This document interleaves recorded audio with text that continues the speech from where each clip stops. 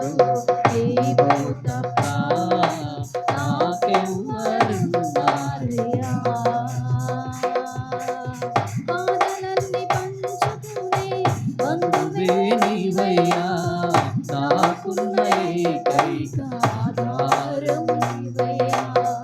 బాధలన్నీ పంచుకునే బంధువే నీవయ్యా, నాకున్న ఏకైక ఆధారం నీవయ్యా.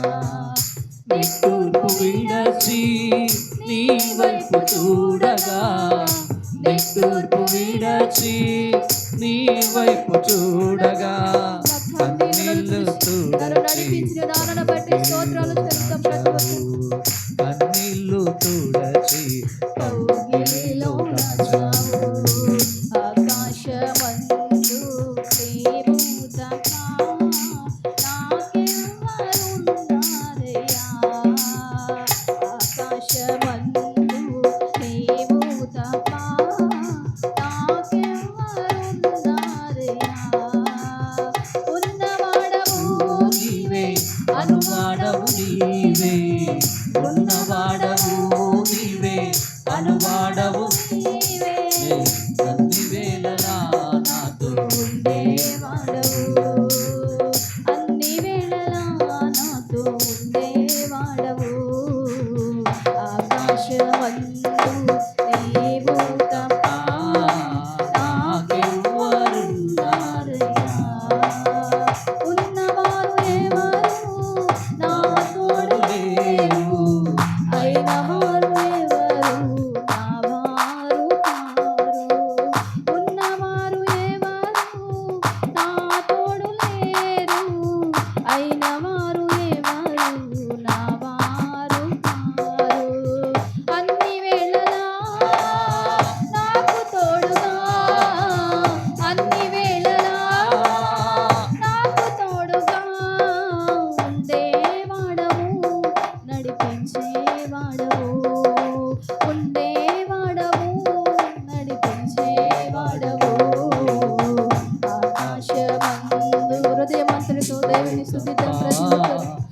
నాకెవ్వరున్నారయ్యా. ఆకాశమందు నీవు తప్ప నాకెవ్వరున్నారయ్యా.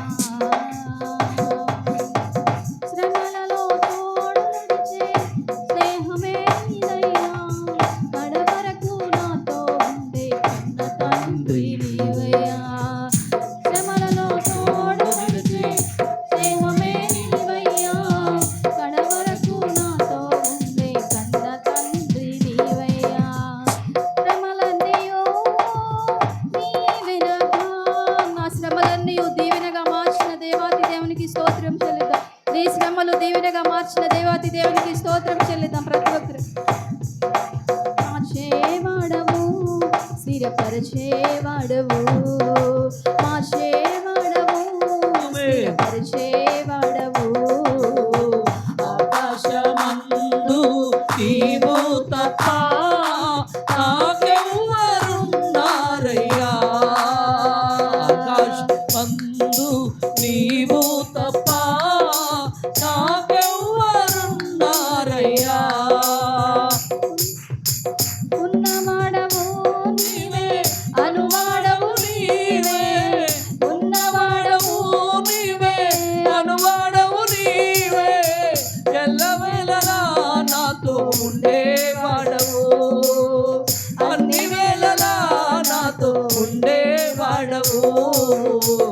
ఆకాశమందు నీవు తప్ప నాకెవ్వరున్నారయ్యా. ఆకాశమందు నీవు తప్ప నాకెవ్వరున్నారయ్యా. ఉన్నవాడవు నీవే, అనువాడవు నీవే, ఉన్నవాడవు నీవే, అనువాడవు నీవే, అన్ని వేళలా నాతో ఉండేవాడవు, అన్ని వేళలా నాతో ఉండేవాడవు, అన్ని వేళలా నాతో ఉండేవాడవు, అన్ని వేళలా నాతో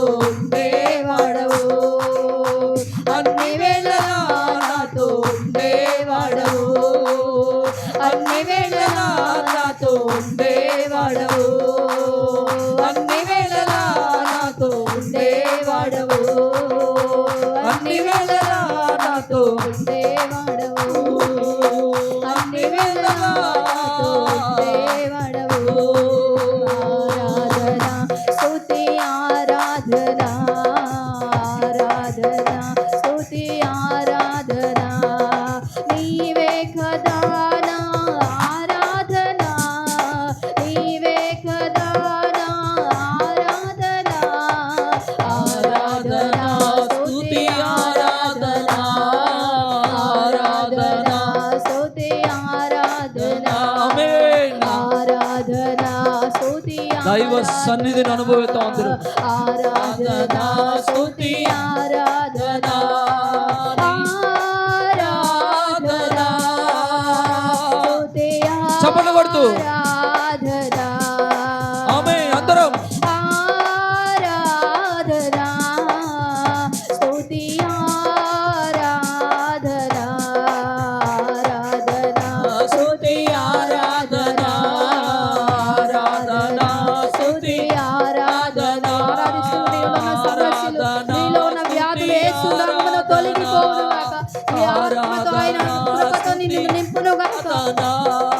నీవే కదా ఆరాధన నీవే కదా ఆరాధన అందరం. ఆరాధన స్తుతి ఆరాధన ఆరాధన స్తుతి ఆరాధన ఆరాధన స్తుతి ఆరాధన ఆరాధన స్తుతి ఆరాధన నీవే కదా ఆరాధన నీవే కదా ఆరాధన పరిశుద్ధుడా, పరిశుద్ధుడా, నీ బలమైన అభిషేకం వచ్చారు. ఈ స్థలం అంతా నింపబడాలి. ప్రతి విధమైన అడ్డంకులు ఆటంకాలు తొడవబడాలి. బలమైన అభిషేకముతో పరిశుద్ధాత్మ నింపుదలతో హృదయములు శుద్ధములుగా ఆత్మ అభిషేకముతో అగ్నితో ఆరాధన స్తుతి ఆరాధన దేవా. స్తుతి ఆరాధన Thank you, Lord. Thank you, Jesus. స్తుతి ఆరాధన ఆరాధన స్తుతి ఆరాధన ఆరాధన స్తుతి ఆరాధన ఆరాధన స్తుతి ఆరాధన ఆరాధన స్తుతి ఆరాధన.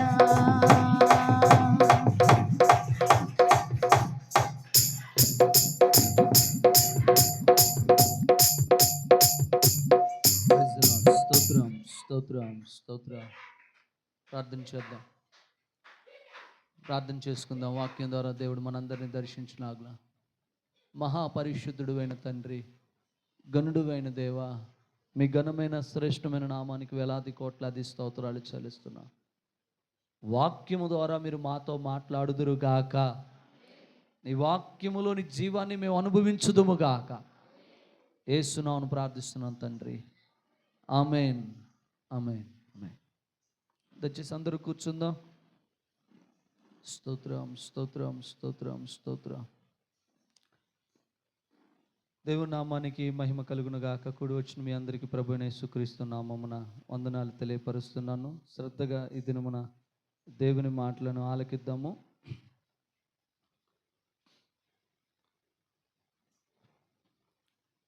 మత్తయి సువార్త 18వ అధ్యాయము మొదటి వచనాన్ని ఒకసారి ధ్యానిద్దాము. మత్తయి సువార్త 18వ అధ్యాయము. ఆ కాలమున శిష్యులు యేసు యొద్దకు వచ్చి, పరలోక రాజ్యములో ఎవరు గొప్పవారని అడుగగా. హల్లెలూయా. జాగ్రత్తగా ఈ మాటలు విందామా మనందరము. పరలోక రాజ్యములో ఎవరు గొప్పవారు? దేవుని రాజ్యంలో ఎవరు గొప్పవారు?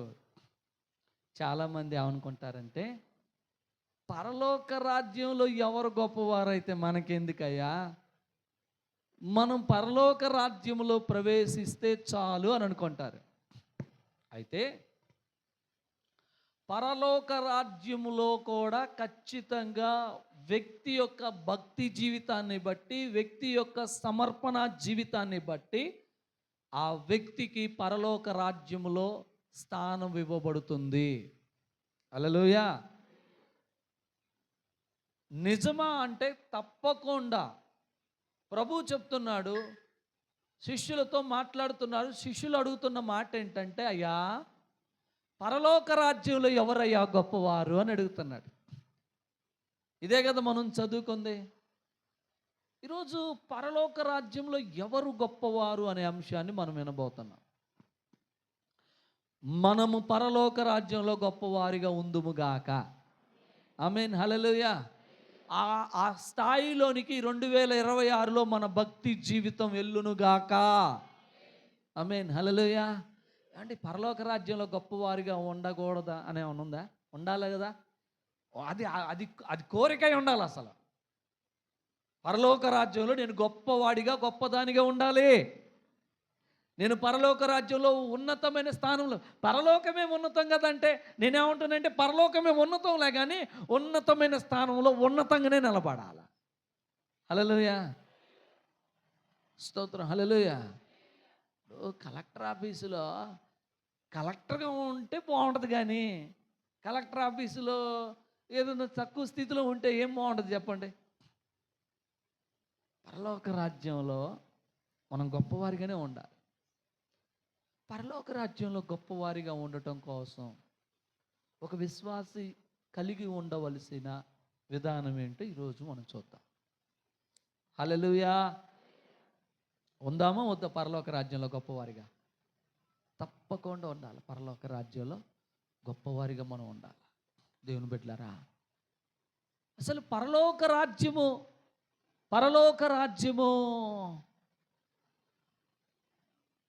ఎవరు ప్రవేశిస్తారండి? పరలోక రాజ్యం ఎవరిదండి అసలు? ఇప్పుడు పరలోక రాజ్యంలో గొప్ప వాళ్ళు ఉండాలి, గొప్పవారిగా ఉండాలి, నిజమే. అసలు పరలోక రాజ్యం ఎవరిది? బైబిల్ గ్రంథంలో మత్తయి సువార్త 5వ అధ్యాయంలో ఈ రీతిగా రాయబడి ఉన్నది. ఒకసారి చూడండి. 3వ వచనంలో ఆత్మ విషయమై దీనులైన వారు ధన్యులు, పరలోక రాజ్యము వారిది. ఏమంటే మనం పరలోక రాజ్యంలో ప్రవేశించడం అంటే ఏదో ఎలా ప్రవేశించిపోతామో అని అనుకుంటూ ఉంటున్నారు. పరలోక రాజ్యములో ప్రవేశించాలంటే ఒక వ్యక్తి బాప్తిసం పొందాడు కదండి, పాపం నుంచి విడిపించబడ్డాడు కదండి, రక్షణ పొందాడు కదండి, పరలోకం వచ్చేస్తాడా? ఆ వ్యక్తిలో పరలోక రాజ్యంలో ప్రవేశించాలంటే ఆ వ్యక్తిలో ఏముండాలో తెలుసా? దీనత్వం ఉండాలి. ఏ విషయంలో? ఆత్మ విషయమైన దీనత్వం ఉండాలి. నీ దగ్గర అటువంటి దీనత్వం ఉంటే ఖచ్చితంగా పరలోక రాజ్యం నీదే. ఆత్మ విషయంలో దీనత్వం గనక నీ జీవితంలో ఉంటే అలా నువ్వు సందేహపడాల్సిన అవసరం లేదు. పరలోక రాజ్యం నీదే. ఏముండాలి ఆత్మ విషయంలో? ఆత్మ విషయంలో దీనత్వం అంటే ఏంటి చెప్పండి అసలు?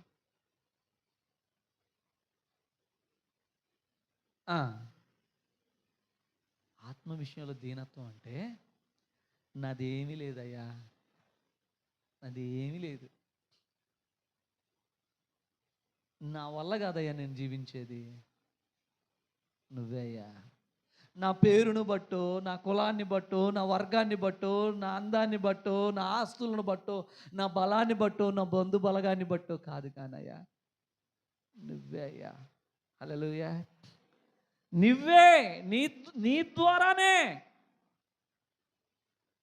నీ కృపే అయ్యా, నాదంటూ ఏమీ లేదయ్యా. దీనత్వం అంటే ఏంటంటే మన అనేది చచ్చిపోవాలా. మన హృదయం ఒక సింహాసనం, గుర్తుపెట్టుకోండి. మన హృదయం ఒక సింహాసనం. ఈ సింహాసనం మీద నువ్వు దేన్ని కూర్చోబెడితే అదే ఉంటుంది. ఈ సింహాసనం మీద నువ్వు కూర్చోబెడితే నిన్ను నువ్వు కూడా కూర్చోబెట్టుకోవచ్చు. నేనే నేనే నేనే నేనే అనేది చనిపోవటమే నీ జీవితంలో దీనత్వం. హల్లెలూయా. నేనే అనే అహం ఉంటుంది కదా, నేనే అనే గర్వం ఉంటుంది కదా, నేనే అనే ఏమంటారు హెచ్చింపు ఉంటుంది కదా, అది ఎప్పుడైతే పోతుందో ఆ రోజు దేవుని బిడ్డలారా నీలో దీనత్వం ప్రారంభమవుతుంది. స్తోత్రం, హల్లెలూయా. అందుకనే ఆత్మ విషయమై దీనులైన వారు ధన్యులు, పరలోక రాజ్యం వారిది. ఇంకోటి ఉంది చెప్పండి, ఇంకోటి ఏంది? 10వ వచనం చదవండి. నీతి నిమిత్తము హింసింపబడువారు ధన్యులు, పరలోక రాజ్యం వారిది. నేను పరలోక రాజ్యంలో గొప్పవారు ఎవరో నేను చెప్పబోతున్నాను. దాంట్లో అసలు పరలోక రాజ్యం ఎవరిది అని అంటానికి నేను విషయాన్ని చెప్తున్నాను, వింటున్నారా నా మాట? స్తోత్రం, హల్లెలూయా. పరలోక రాజ్యంలో ప్రవేశించేది ఎవరు చెప్పండి? ఆత్మ విషయమై. గట్టిగా చెప్పాలి, ఆత్మ విషయమై. ఒకవేళ నాకు ఆ దీనత్వం లేదు, నేనేం చేయాలంటే దీనత్వాన్ని సంపాదించుకుందువుగాక. దీనత్వం సంపాదించుకోవాలా. ఒకవేళ లేకపోతే నీ ఇష్టమేగా. పరలోక రాజ్యం కావాలంటే నువ్వేం చేయాలా? ఇదిగో ప్రభు దాసురాల్ని, ఆయన మాట నెరవేర్చబడును గాక. దీనత్వం. ఇదిగో అయ్యా నీ దాసుడు ఆలకిస్తున్నాడు, చెప్పండి అయ్యా. దీనత్వం. దీనత్వం ఉంటే పరలోక రాజ్యం నీదే. రెండోది ఏంటి? నీతి నిమిత్తం హింసింపబడువారు, హింసింపబడే అనుభవం నీకు ఉండాలి. దేని నిమిత్తం? నీతి నిమిత్తం. నీతి నిమిత్తము అనగా దేవుని కార్యము నిమిత్తము, లేదా దేవుని నిమిత్తము, దేవుని కోసం, దేవునిలో ఉంటున్న నీవు అవసరమైతే హింసించబడటానికి కూడా సిద్ధపడి ఉంటే పరలోక రాజ్యం నీది. కొంతమంది అప్పుడప్పుడు కొంతమంది ఇలాంటి మాటలు అంటుంటారు, దేవుడు నమ్ముకున్నందుకు నాకేం వచ్చింది, ఏం లాభం కలిగింది అని అంటారు. వినలేదు ఎలాంటి మాటలు? ఎన్నిసార్లు ఎన్నో. విశ్వాసంలో ఆరితేరి సంవత్సరాలు గడిచిన ఆ తల్లులు ఆ తండ్రుల దగ్గర నుంచే ఈ మాటలు విన్నాం. అర్థమవుతుందా? ఇక నువ్వు కొద్దిపాటి శ్రమకే, కొద్దిపాటి కష్టానికే నువ్వు ఆ మాట అంటే పరలోక రాజ్యంలో నువ్వు ఎలా ప్రవేశిస్తావు? పరలోక రాజ్యంలో ప్రవేశించాలంటే ఆత్మ విషయంలో దీనత్వం ఉండాలా. పరలోక రాజ్యంలో ప్రవేశించాలంటే ఆ దేవుని కోసం, ఆ నీతి కోసం అవసరమైతే హింసించబడటానికి కూడా సిద్ధపడాలి. హల్లెలూయా. ఒకవేళ సనుగుడు గొనుగుడు మన జీవితంలో ఉందనుకోండి, అవసరం లేదంటాడు దేవుడు. హల్లెలూయా. ఆ సనుగుడు గొనుగుళ్ళని తొలగిపోవునుగాక. దేవుని నిమిత్తం అనగా నీతి నిమిత్తము, దేవుని కోసం అవసరమైతే శ్రమ పడుట కూడా మనకు భాగ్యమని ఎంచుకుందుముగాక. హల్లెలూయా. ప్రభువులోకి వచ్చేటప్పుడు డైరెక్ట్ ఈ మాట చెప్తే బాధపడతారు. ఏది? దాంట్లోని శ్రమలు కూడా ఉంటాయమ్మా అంటే కొంతమంది ఇబ్బందులు పడతారని పాపం ఏం చెప్తారు? జాగ్రత్తలు చెప్తారు. అయితే జీవితకాలం నీకు శ్రమ రాదు, జీవితకాలం నీకు కష్టం రాదు అని చెప్పారనుకో, అది రాంగ్ టీచింగ్ అయిపోతుంది. భక్తులు ఏమని చెప్పారు? మనం అనేక శ్రమలు అనుభవించిన తర్వాతనే పరలోక రాజ్యంలోనికి వెళ్తాము. ఈ మాట ఉందా లేదా బైబిల్ గ్రంథాలు? అనేక కష్టాలు అనుభవిస్తా, అనేక బాధలను అనుభవించి తర్వాతనే విశ్వాసిగా ఒక వ్యక్తి నిజంగా విశ్వాస జీవితాన్ని ప్రారంభిస్తే ఆ వ్యక్తి జీవితంలో సుఖాల కంటే కష్టాలు ఎక్కువ ఉంటాయి. అంగీకరిస్తారా ఎవరన్నా? తప్పకుండా సుఖాల కంటే కష్టాలు ఎక్కువ ఉంటాయి. అలాగని సుఖాలు రావయ్యా, వస్తాయి. కానీ తప్పకుండా దేవుడు కొన్ని పరీక్షలు పెడతాడు, వాటిలో మనం ఖచ్చితంగా గెలవాలి. ఏమండి, పిల్లలు ఒక తరగతి నుంచి ఇంకో తరగతి పోయేటప్పుడే పరీక్షలు పెట్టి పాస్ అయ్యిందా ఫెయిల్ అయిందని రిజల్ట్ చేస్తుంటే పరలోక రాజ్యంలో ప్రవేశించడానికి భూమి మీద నీకు పరీక్షలు ఉండవా? తప్పకుండా ఉంటాయి. కానీ దేవుడి సహాయం ద్వారా వాటన్నిటిలో జయాన్ని పొందుతాం. హల్లెలూయా. ఈ రోజున పరలోక రాజ్యంలో ఎవరు ప్రవేశిస్తారనే దానిలో ఇంకొక మాట ఏమిటంటే, చిన్న పిల్లల వలె మార్చబడితేనే పరలోక రాజ్యంలోకి ప్రవేశిస్తాం అనేది కూడా ఉన్నది. అంటే చిన్నపిల్లల మనస్తత్వం ఎట్లుంటుంది, చిన్న బిడ్డల మనస్తత్వం ఎట్లుంటుంది అంటే, నేను మీకు ఈ మాట చెప్పబోతున్నాను. చిన్న పిల్లల వలె మీరు మార్పు పొందితేనే కానీ మీరు పరలోక రాజ్యంలో ప్రవేశించరంట. చిన్న పిల్లలకి ఇప్పుడు ఏదైనా గొడవ జరిగి కాసేపు ఆగిన తర్వాత మర్చిపోతారు. వాళ్ళిద్దరు అప్పుడు దాకా పిచ్చి కొట్టుకుంటారు. అసలు వాళ్ళకి జీవితంలో వాళ్ళకి కలవలేరేమో, కలిసిపోలేరేమో అని ఉంటుంది. కానీ కాసేపు ఆగిన తర్వాత వాడికి ఈడు బొమ్మలు ఇస్తాడు, వీడికి ఆడు బొమ్మలు ఇస్తాడు. కక్షలు కార్యపణ్యాలు ఉండవు. చిన్నపిల్లల మనస్తత్వం గురించి చెప్తున్నా. కక్షలు లేని మనస్తత్వం నీలో ఉంటే ఒక్క విషయాన్ని పట్టుకొని పద్దాక దాన్ని ఇట్ట ఏం చేస్తుంటారు? దాన్నే లాగుతుంటారు, దాన్నే గుంజుతుంటారు, దాన్నే. నువ్వు ఎట్లా పరలోకానికి వెళ్తావు చెప్పు? హల్లెలూయా. కొంతమంది సంవత్సరాలు గడిచిన విషయాన్ని మర్చిపోరంట. కోమాలోకి పోయి వచ్చిన తర్వాత కూడా మొట్టమొదటి మాట్లాడే మాట ఏంటంటే ఆ విషయమే. హల్లెలూయా. అట్లా అయిపోతున్నాయి. ఎందుకు ప్రభు ఆ మాట చెప్పాడు? చిన్నపిల్లల మనస్తత్వం. చిన్నపిల్లల్లో ఎటువంటి స్వార్థం ఉండదు. మంచి మాట, కల్మషం లేని మనసు. పరలోక రాజ్యం వారిది. ఓకే, మరి పరలోక రాజ్యంలో ఎవరు గొప్పవారు అనే దాని గురించి కొన్ని విషయాల్ని మనం మాట్లాడదాం. బైబిల్ గ్రంథాన్ని జాగ్రత్తగా చూద్దామా? స్తోత్రం, హల్లెలూయా. 18వ అధ్యాయమే మత్తయి సువార్తలో నుంచే చదువుతుంది. కాగా ఈ బిడ్డ వలె తన్ను తాను తగ్గించుకుని వాడెవ్వడో వాడే పరలోక రాజ్యములో గొప్పవాడు. స్తోత్రం, హల్లెలూయా. ఈ ఈ ఈ సమయం నుంచి మనము ఇంకొంచెం లోతుకి వెళ్తున్నాము, జాగ్రత్తగా వినాలా. ఎవరు గొప్పవారయ్యా అంటే, చిన్న బిడ్డ వలె తనను తాను ఏం చేయాలి చెప్పండి? తగ్గించుకోవాలి. చిన్న బిడ్డ వలె తనను తాను తగ్గించుకోవాలి. బైబిల్ గ్రంథంలో ఒక రోజున శిష్యుల మధ్య గొడవ ప్రారంభమైంది. మార్కు సువార్త 9వ అధ్యాయం 30 నుంచి 33 వచనాల్లో మీరు ఈ మాట చూస్తే, మనలో ఎవడు గొప్పవాడు అని గొడవ స్టార్ట్ అయింది. చూస్తారా ఒకసారి ఆ మాట? చూడండి, జాగ్రత్తగా వినండి, మంచిగా వెళ్ళిపోదాం దేవుని వాక్యంలోనికి, లోతుగా చదువుకుందాం. వారు అక్కడి నుండి బయలుదేరి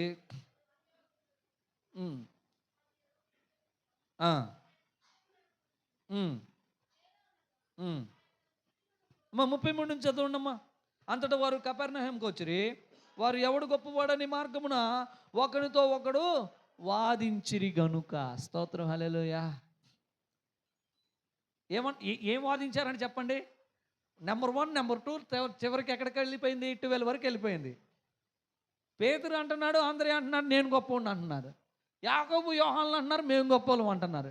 ఫిలిప్పు, ఈ వ్యక్తులు తోమాలు వీళ్ళేమని అన్నారంటే మేము గొప్పవాళ్ళు అంటున్నారు. ఎవరిల్లు? అందరికంటే గొప్పవాడు ముందు నడుస్తున్నారు. ఎవరైనా? యేసుక్రీస్తు ప్రభువారు.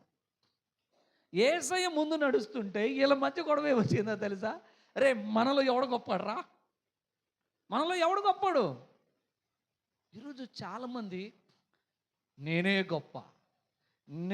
గొప్ప అనే విధానంలోనికి వెళ్ళిపోతున్నారు. దేవుని బిడ్డలారా, వాళ్ళ మధ్య గొడవ కూడా అదే. మనలో ఎవరు గొప్ప? యేసు ప్రభువు లెగిస్తే మన ముగ్గురిని ఎంట తీసుకొని పోతున్నాడు కదా, యాకోబు, యోహాను, పేతురు. మన ముగ్గురులో కూడా ఎవడు గొప్పోడు? ఈరోజు నిజంగా నీ విధానంలో, నీ ఆలోచనలో ఇలాంటి విధానం ఉంటుందా? ఏది? నేనే గొప్ప, నన్ను మించినోరు లేరు, నేనే గొప్పవాణ్ణి, నేనే గొప్పదానిని. దీన్ని ఏమంటారు తెలుసా? హెచ్చించుకోవడం అంటారు. ఇది హెచ్చించుకోవడమే. ఏమండి, నేను ఇందాకనే చెప్పాను, దీనత్వం అంటే నువ్వు అనే అహము చావకుండా దేవుని రాజ్యంలోకి నువ్వు ప్రవేశించలేవు. హల్లెలూయా. రోజు ఏలియా ఏమంటున్నాడు? ఇశ్రాయేలు ప్రవక్తలో నేను ఒక్కడే మిగిలి ఉంటావేంటి? 7,000 మంది రెడీగా ఉన్నారు, నీకంటే ముందే ఉన్నారు. స్తోత్రం, హల్లెలూయా. అంతే కదా అమ్మాట అన్నది? నేనొక్కడనే ఉన్నాను అంటున్నాడు. నా పితరుల కంటే నేను గొప్ప. నువ్వు గొప్పవాడు కాదు, నువ్వు సైలెంట్గా ఉండు అన్నాడు. 7,000 మంది బయలుకు మోకాల్లో ఉన్న వాళ్ళు, అసలు అటువైపు చూడని వాళ్ళు ఉన్నారు. చాలామంది ఏమనుకుంటున్నారో తెలుసా? మాదే గొప్ప, మా మినిస్ట్రీయే గొప్ప, మా సంఘమే గొప్ప, మా విధానమే గొప్ప అనుకుంటా వెళ్ళిపోతున్నారు. అది కూడా రాంగే, తప్పు కదా? మన దేవుడు గొప్ప అని చెప్పేవారు ఉండాలి. స్తోత్రం, హల్లెలూయా. పౌలు ఏమంటాడు తెలుసా? ఈ సామర్థ్యం మా వలన కలిగింది కాదు, మా దేవుని వల్ల కలిగినది అన్నాడు. స్తోత్రం, హల్లెలూయా. అన్ని అద్భుతాలు చేసి, అన్ని ఆశ్చర్యకార్యాలు చేసి, అన్ని సంఘాలను కట్టి పౌలు చెప్తున్న మాట ఏంటంటే, ఈ సామర్థ్యం మా ద్వారా వచ్చింది కాదు, ఈ సామర్థ్యం మా దేవుని ద్వారా మాకు కలిగినది. స్తోత్రం, హల్లెలూయా. దేవుని బిడ్డలారా, ఎప్పుడు కూడా నీ జీవితంలో నువ్వు ఒక పరిచర్యలో ఉన్నప్పుడు, ఒక సంఘంలో ఉన్నప్పుడు, నేనే అనే పదాన్ని గనక, నేనే గొప్ప అంటూ నువ్వు గనక తీసుకొచ్చావంటే, అది నిన్ను పతనానికి తీసుకుపోతుంది, నష్టానికి తీసుకుపోతుంది. దేవుని బిడ్డలారా, మీరు చూసినట్లయితే యేసయ్య ఈ మాట చెప్తా ఉన్నాడు. ఏమంటున్నాడంటే, అప్పుడు ఆయన కూర్చుండి పిలిచి, ఎవడైనా మొదటి వాడై ఉండగోరిన ఎడల వాడు ఎలా ఉండాలంటే అందరిలో కడపటి వాడును, అందరికీ పరిచారకుడనై ఉండాలి. స్తోత్రం, హల్లెలూయా. పరిచర్య చేసే వాళ్ళకి నేను ఇదే చెప్తున్నాను, జాగ్రత్తగా వినండి. దేవుని పని చేయాలి, దేవుని పని ఎంతైనా నా ద్వారా జరగాలి అని అంటే మొట్టమొదటి నీ జీవితంలో ఏదుండో తెలుసా? నిన్ను నువ్వు చంపేసుకోవాలి. ఫస్ట్ నేను అనే అహం చనిపోవాలా. రెండోది ఏంటో తెలుసా? నువ్వు తగ్గించుకోవడం ప్రారంభించాలి. ఎవడైనాను చదువుతలే, అక్కడ ఆ మాటలు కాడ చదవండి. మొదటి వాడై ఉండగోరిన ఎడల వాడు అందరిలో కడపటి వాడును, అందరికీ పరిచారకుడునై ఉండవాలంటే నువ్వు సేవ చేయాలయ్యా. అందరికీ సేవ చేయాలా, అందరికీ సేవ చేయాలి. నువ్వు గొప్పవాడిగా ఉండాలనుకుంటే, నువ్వు గొప్ప స్థితిలో ఉండాలనుకుంటే నువ్వేం చేయాలో తెలుసా? మొదట నిన్ను నువ్వు తగ్గించుకోవాలి. ఏం చేయాలా? దేవుని బిడ్డలారా, నువ్వేం చేయాలి? పని చేయటానికి కూడా సిద్ధపడాలి. ఇతరులకు ఏం చేయాలి చెప్పండి? మన యేసుక్రీస్తు ప్రభు వారే వాళ్ళ మధ్య గొడవ జరుగుతుంటే, ఎట్లున్నారా మీరు అని ఏం చేశారో తెలుసా? కానీ నీళ్లు తెప్పించి ఒక టువాల్ తీసుకొని వాళ్ళని ఏం చేస్తున్నాడు? వాళ్ళ పాదాలు గడుక్కుంటూ వచ్చేసాడు. ఆయన పాదాలు ఎందుకు గడిగాడంటే, ఆ రోజున వారికి పాఠం నేర్పడానికి పాదాలు గడిగాడు. ఈరోజు ఏం చేస్తున్నారు? సంఘం అంతటిని లైన్లో నిలబెట్టి కాళ్ళు గడుక్కుంటూ పోతున్నారు. మేము ఎంత తగ్గించుకొని ఉన్నామో తెలుసా అని చెప్తున్నారు చాలామంది. ఇదొకటి వచ్చేసింది కొత్తగా, కొత్త వింత. ఏది? సంఘ బిడ్డల కాళ్ళు గడగటం. ఆ రోజు ఎందుకు చెప్పాడో తెలుసా? మీ బోధకుడునైన నేను, మీ ప్రభువునైన నేనే నన్ను నేను తగ్గించుకొని మీ పాదాలను కడుగుతున్నానే, మరి మీరు ఎలా ఉండాలి అని నేర్పటానికి చెప్పాడు. అంతేగాని చేర్చబడ్డోళ్ళు అలా కాళ్ళు కడుక్కుంటూ పోరా అంటే చెప్పలేదు. స్తోత్రం, హల్లెలూయా. అర్థమవుతుందా? దేవుని బిడ్డలారా, మనము గొప్పవారిగా ఉండాలంటే మన జీవితంలో మనం చేయవలసిన మొట్టమొదటిది ఏంటంటే మనల్ని తగ్గించుకునే అనుభవం రావాలి. గొప్పవాడిగా మొదటివాడిగా ఉండాలని అనుకుంటే నువ్వేం చేయాలంటే మొట్టమొదట నిన్ను నువ్వు తగ్గించుకునే స్థితిలోకి రావాలా. ఆ తర్వాత నువ్వు చేయాల్సింది ఏంటో తెలుసా? సేవ చేయటం ప్రారంభించాలి, ఇతరులకు పరిచర్య చేయటం. అంతే. ఒక్కోసారి ఈ పరిచర్యలో నీకేదైనా పని అప్పగించబడుతున్నప్పుడు నువ్వు దాన్ని కసురించుకుంటాను, లేకపోతే చిరాకు పడుతును, నువ్వు చేయాల్సిన అవసరం లేదు. నువ్వు కాకపోతే ఇంకొకరు వస్తారు. స్తోత్రం, హల్లెలూయా. నువ్వు చేయాల్సింది ఏంటంటే, నేను నెక్స్ట్ అదే చెప్పబోతున్నాను కానీ జస్ట్ జాగ్రత్తగా వినండి. నీకు దేవుడు ఏదైనా పని అప్పగించినప్పుడు దాని విషయంలో నువ్వు జాగ్రత్త పడాలా, దాన్ని కోల్పోకూడదు. స్తోత్రం, హల్లెలూయా. చూడండి దేవుని బిడ్డలారా, వాళ్ళ మధ్య గొడవ ఏంటంటే ఎవరు గొప్ప అంటే యేసయ్య చెప్తున్నాడు, మొదట నిన్ను నువ్వు తగ్గించుకొని సేవ చేయటము, పరిచర్య చేయటం మొదలుపెట్టు, అప్పుడే నువ్వు గొప్పవాడు అవుతావు. ముందు వరుసలో నువ్వు నిలబడతా. అంతమంది అయితే ఇవేవి పాటించరు, కానీ నేను గొప్పవారిగా ఉండాలా, నేను గొప్పదానిగా ఉండాలి, అది అస్సలు సాధ్యపడదు. స్తోత్రం, హల్లెలూయా. దేవుని బిడ్డలారా, మనం పరలోక రాజ్యంలో ఎవడు గొప్పవాడంటే తనను తాను తగ్గించుకున్నవాడు పరలోక రాజ్యంలో గొప్పవాడు అని అంటారు. దేవుని బిడ్డలారా, ఈ సమయమున ఒక వ్యక్తి జీవితాన్ని ఈరోజు మీతో నేను పంచుకోవాలని ఆశపడుతున్నాను. అతడే బాప్తిస్మిచ్చు యోహాను. ఎవరు చెప్పండి? బాప్తిస్మిచ్చు యోహాను. జాగ్రత్తగా ఇక్కడ నుంచి జాగ్రత్తగా వినాలి. అట్టని మీరు జాగ్రత్తగా విన్నట్లయితే యేసయ్య ఒక మాట చెప్తాడు. మత్తయి సువార్త 11వ అధ్యాయంలో ఈ మాట ఉన్నది. ఒకసారి చూడండి.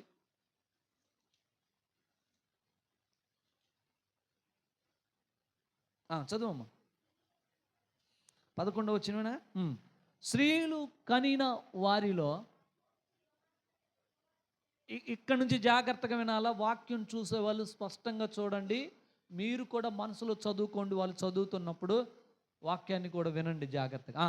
స్త్రీలు కనిన వారిలో బాప్తిస్మిచ్చు యోహాను కంటే గొప్పవాడు పుట్టలేదు. స్తోత్రం, హల్లెలూయా. గొప్పవాడు ఏందయ్యా ఈ మాట ఎందుకు అన్నాడయ్యా ప్రభు? బాప్తిస్మిచ్చు యోహాను జీవితాన్ని ఒకసారి స్పష్టంగా చూద్దాం. మీరు జాగ్రత్తగా మీరు ఈ మాటలు వింటున్నట్లయితే, బాప్తిస్మిచ్చు యోహాను జననం ఒకసారి చూసినట్లయితే లూకాసు వార్త 1వ అధ్యాయంలో ఉంటుంది. జకర్యాతో మాట్లాడుతున్నాడు. అతను నీకు ఒక కుమారుడు, నీ భార్య నీకు ఒక కుమారుని కనును, అతనికి యోహాను అని పేరు పెట్టెదవు అని మాట్లాడుతూ, అతడు పుట్టినది మొదలుకొని ద్రాక్షారసమైనను మద్యమైనను ముట్టక చదవనమ్మా, పరిశుద్ధాత్మతో నిండుకొనిన వాడే ఇశ్రాయేలీల్లో అనేకులకు, స్తోత్రం, హల్లెలూయా, అతడు గొప్పవాడవుతాడు అని కూడా చెప్పబడదు. స్తోత్రం, హల్లెలూయా. ఎవరు ఆయన చెప్పండి?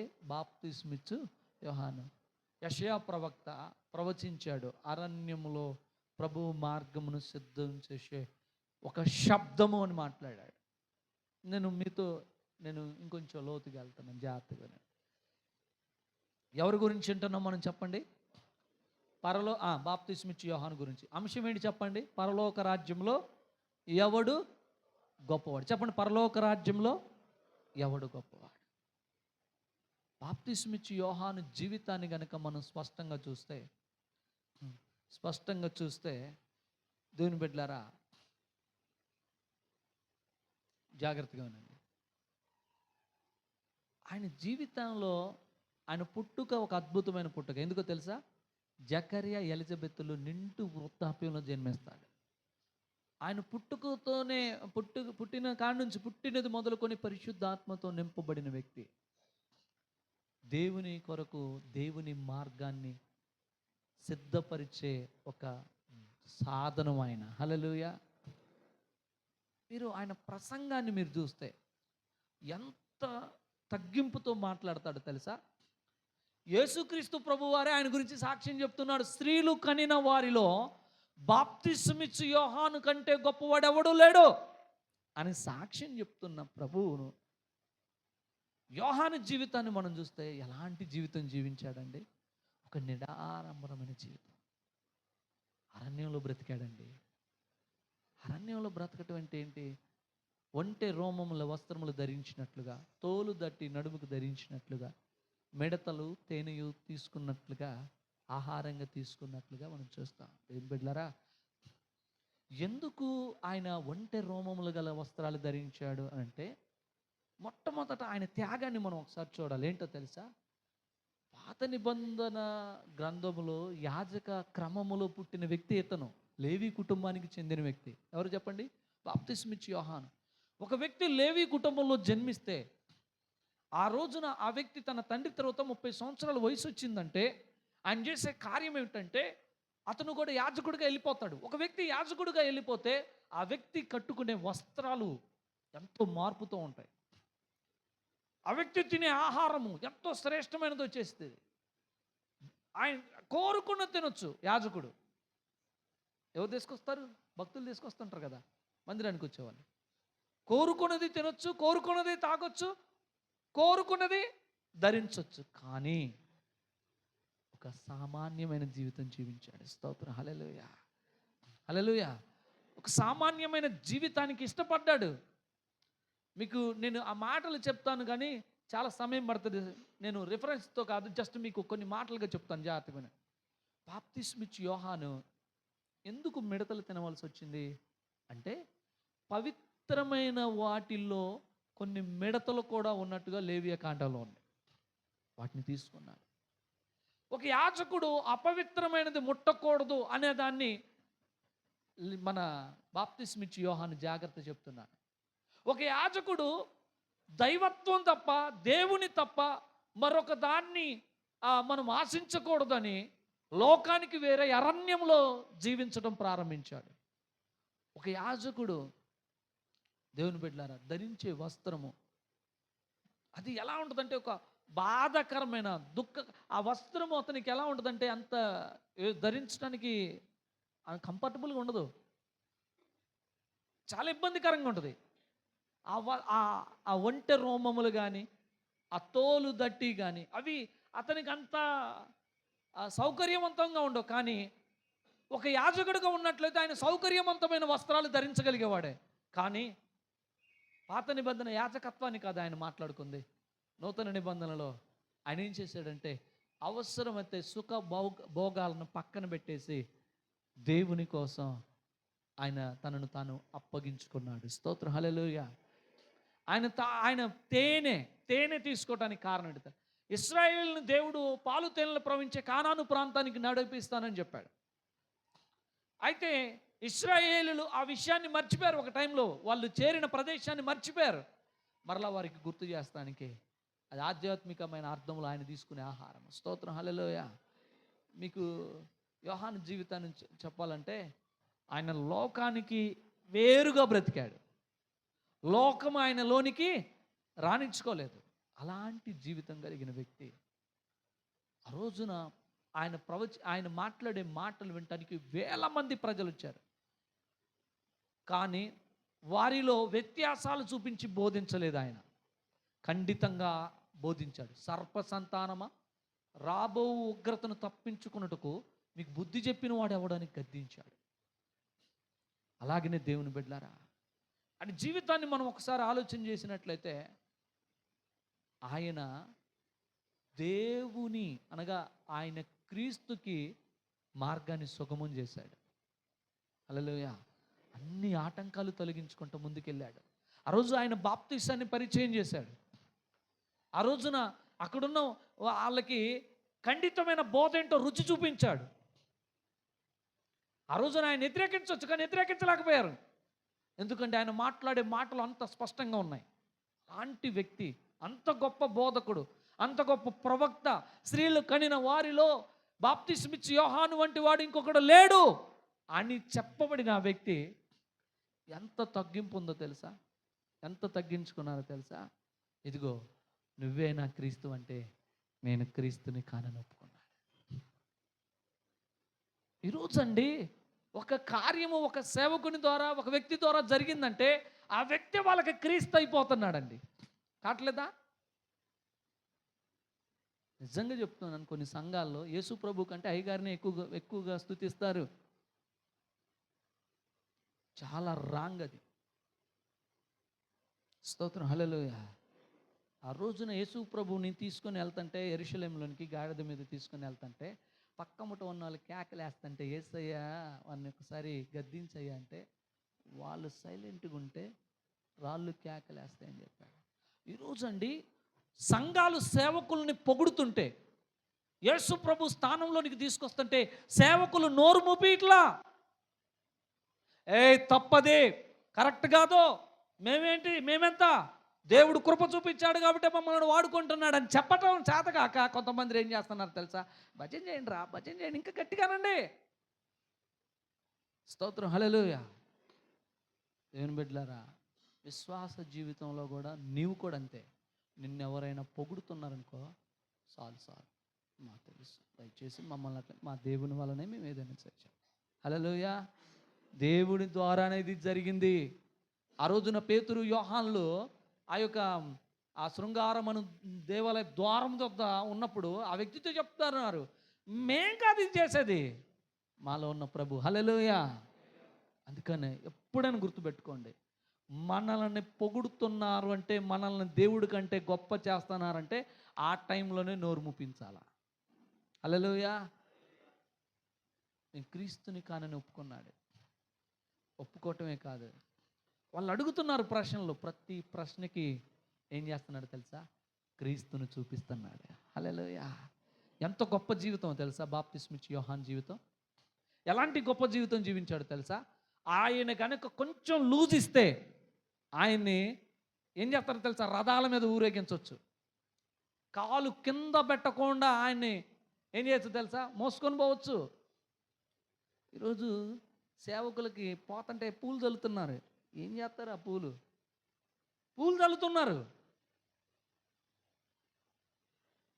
అది రాంగ్. అది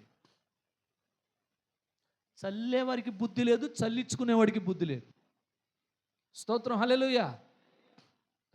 తప్పది. ఆయన చల్లించుకుంటున్నాడంటే ఆయన ఆత్మీయత ఎక్కడుంది?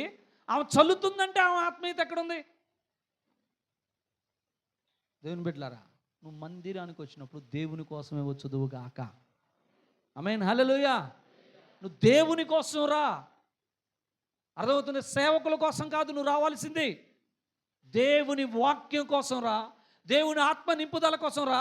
నేను దేవునిలో జాగ్రత్తగా బతికి నేను పరలోక రాజ్యంలో జీవించాలనే ఆశతో ఆతృతతో రా దేవుని సన్నిధికి. తప్పకుండా దేవుడు నీకు మేలు చేస్తాడు. హల్లెలూయా. దేవుని బిడ్డలారా, నిజంగా ఇంకా లేనిపోని పోకడలు మనం వినబోతాం, చూస్తాం కన్నులారా. అందుకనే పౌలు ముందే చెప్పాడు, జాగ్రత్త పడండి. సుఖానుభవాన్ని ప్రేమించేవాళ్ళు రాబోతున్నారని చెప్పాడు. ఈరోజండి కొంతమంది గద్దించలేకపోతున్నారు. కానీ బాప్తిస్మం ఇచ్చి యోహాను ఎన్ని అవకాశాలు ఇచ్చినా కానీ అవన్నీ పక్కకు పెట్టేసి నా పని దేవుని మార్గాన్ని సుగమం చేయటం. హల్లెలూయా. నాకు అనిపించింది కదా, బాప్తిస్మం ఇచ్చి యోహాను ఒక వైరాగ్యంతో ముందుకెళ్తుంటే నాకు అనిపించిన విషయం ఏంటో తెలుసా?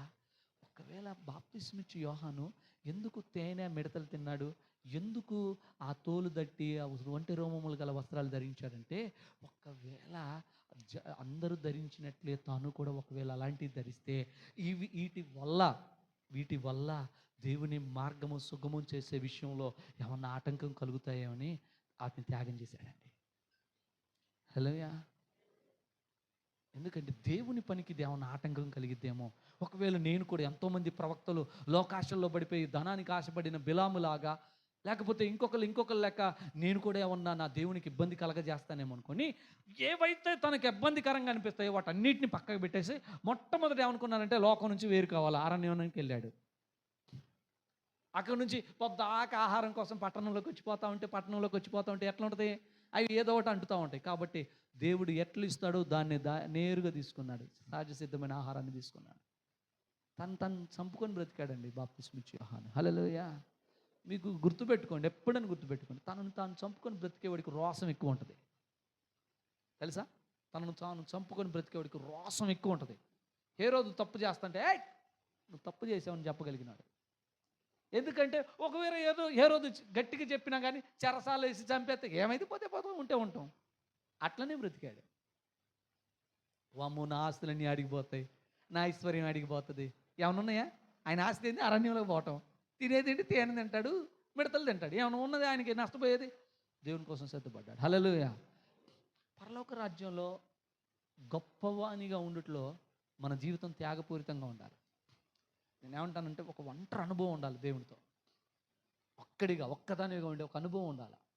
ఎప్పుడు చూసినా మనుషుల మధ్యలో ఏం నేర్పుతారు? మనుషులకి ఏమిస్తారు?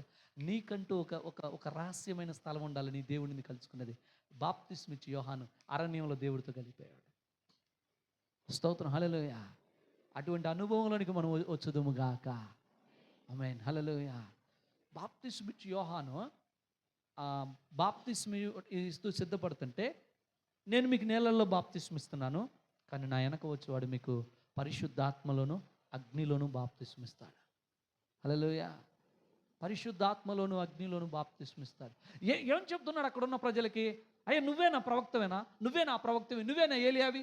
నువ్వేనా ప్రవక్తవి? నువ్వేనా క్రీస్తు అంటే కాదు.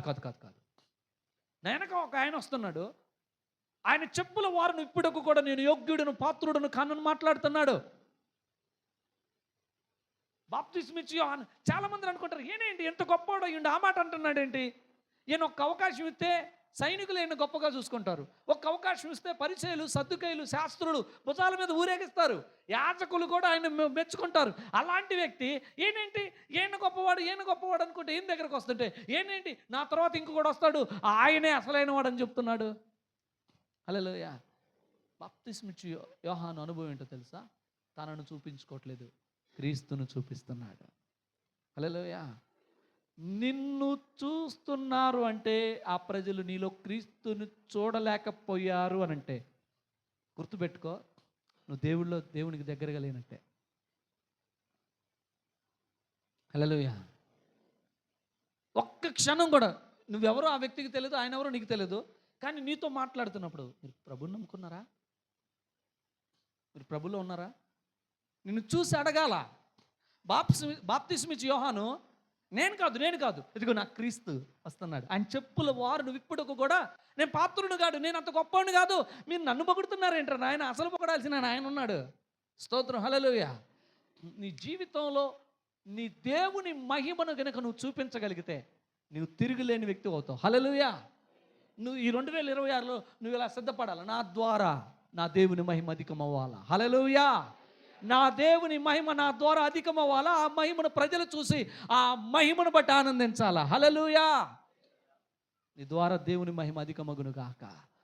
బాప్తిస్మిచ్చి యోహాను దగ్గరికి, యోర్దాను దగ్గరికి వాళ్ళు వచ్చిన వారందరికీ యోహాను ఏం చెప్తున్నాడంటే, ఇదిగో నేను మీకు నీళ్ళలో బాప్తిస్మిస్తున్నాను, కానీ నా వెనక వచ్చేవాడు ఒక ఆయన ఉన్నాడు, ఆయనే నిజమైన ఆయన. ఆయన ఏం చేస్తాడో తెలుసా మీకు?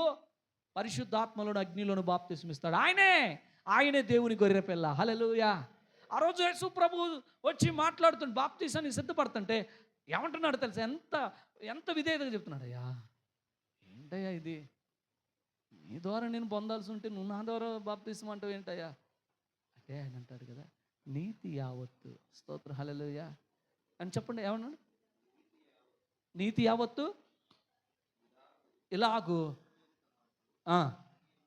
నీతి యావత్తు ఇలాగు నెరవేరుట మనకు తగి ఉన్నదని చెప్పాను. స్తోత్రం. హల్లెలూయా.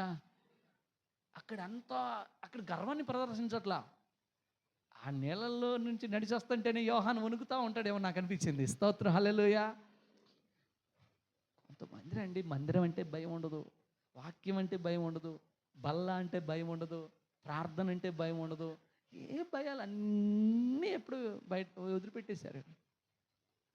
యోహాను స్త్రీలు కనిన వారిలో ఈయనకంటే గొప్పవాడు ఎవరు లేరు, అయినా కానీ అయ్యా ఏంటయ్యా ఇది, నీ ద్వారా నేను పొందవలసి ఉన్నదయ్యా. ఏం కదా సైలెంట్గా ఉండు. దేవుని పని మనం చేసేది నీతి యావత్తు ఇలాగ జరగాల. ఒక్క మాటకి సరే అని విధేయుడయ్యాడండి. స్తోత్రం. హల్లెలూయా. ఆ రోజు ప్రభు నీళ్ళలోంచి బయటకు వస్తుంటే తన దగ్గర ఉన్న వాళ్ళతో ఏమని చెప్తున్నాడో తెలుసా? అదిగో దేవుని గొర్రెపిల్ల. స్తోత్రం. హల్లెలూయా. ఎవరిని చూపిస్తున్నాడు చెప్పండి? యేసు ప్రభు కనిపించినప్పుడు ఎవరి గురించి మాట్లాడాడు? యేసుక్రీస్తుని గురించి మాట్లాడాడు. యేసు ప్రభు వచ్చి బాప్తిసం పొందుతుంటే ఎవరి గురించి మాట్లాడుతున్నాడు? ఇదిగా ఇప్పుడు ఇదిగో దేవుని గొర్రెపిల్ల, ఇదిగో ఏనే అంటే శిష్యులందరూ ఇప్పుడు ఎక్కడికి వెళ్ళిపోతారు?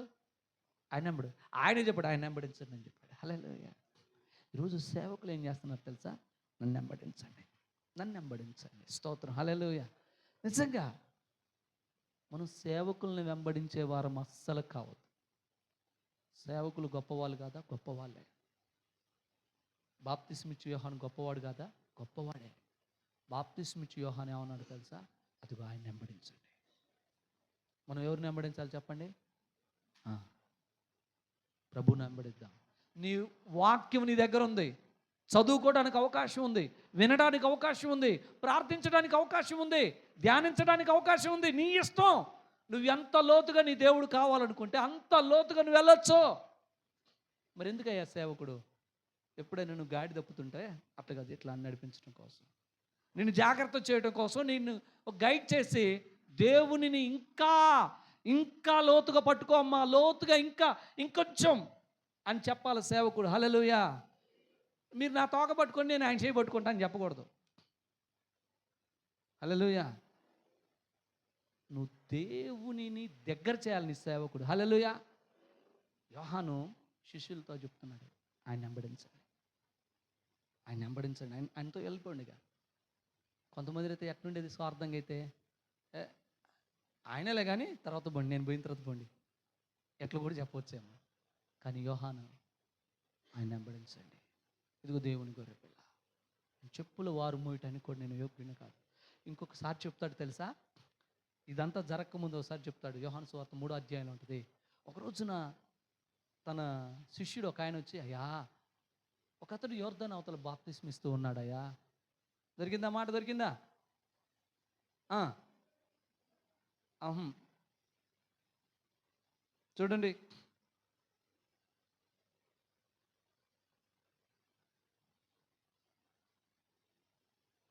27 నుంచి చూడండి. ఉమ్, ఉమ్, ఉమ్. నేను క్రీస్తుని కానని.